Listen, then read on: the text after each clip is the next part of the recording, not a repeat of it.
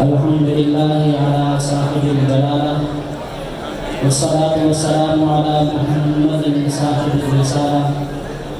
Amma ba'du, ayyuhal jama'ul karim, assalamu alaikum warahmatullahi ta'ala wabarakatuh. Inni ashkurullah ta'ala ala ma jama'ana fi hadhihi al-buq'ati al-mubarakah. Aghaddu intaha ba'd al-kalimat حول الموضوع المختار سيرة الإمام الأعظم أبي حنيفة رحمه الله تعالى. إني سعيد جدا اليوم أتشرف بهذه الوجوه النيرة. إني أتمنى أن أخطب بين أيديكم خطبة يسيرة وجيزة في اللغة العربية. أيها الإخوة، ولد الإمام في سنة 80 من هجرة النبي صلى الله عليه وسلم بالكوفة، وقد صح من طرق كثيرة أنه رأى جماعة من أصحاب النبي صلى الله عليه وسلم، وقال رسول الله صلى الله عليه وسلم: طوبى لمن رآني ولمن رأى من رآني. ولذا طوبى لأبي حنيفة مرة بعد مرة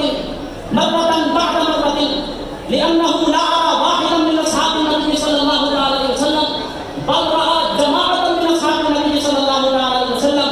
ولذا طوبى لإمامنا مرة بعد مرة لأنه رأى جماعة من أصحاب النبي صلى الله عليه وسلم. أيها المسلمون، أيها الإخوة، قيل لمالك رضي الله تعالى عنه: هل رأيت أبا حنيفة رضي الله تعالى عنه؟ قال مالك: نعم. ثم قال مالك: لم أرى مثله. قيل لمالك: لم لا مثل له؟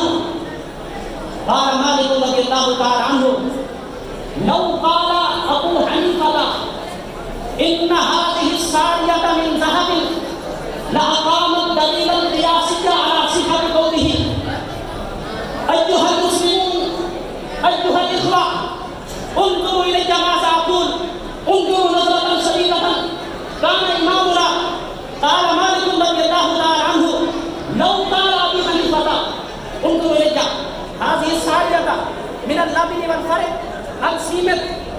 قال مالك رضي الله تعالى عنه: لو قال أبو حنيفة رضي الله تعالى عنه: هذه الأسطوانة ليست من اللبن، قال مالك رضي الله تعالى عنه: لأقام الدليل القياسي على صحة قوله. قال مالك رضي الله تعالى عنه: هذا دليل على تبهر علمه رضي الله تعالى عنه. أيها الإخوة، قال الإمام الحافظ عبد العزيز وهو إمام من الأئمة رضي الله تعالى عنه، قال حافظ عبد العزيز: بيننا وبين الناس أبو حنيفة رضي الله تعالى عنه من أحبه وتولاه علمنا أنه من أهل السنة، ومن أبغضه علمنا من أهل البدع. أيها المنكرون لأبي حنيفة، أنتم متبعون لبغض أبي حنيفة، ونحمد الله ونشكر الله إننا من أهل السنة والجماعة بحب أبي حنيفة رضي الله تعالى عنه، لأن الأئمة يقولون: من أحب أبا حنيفة فهو سني، ومن أبغضه فهو متبع.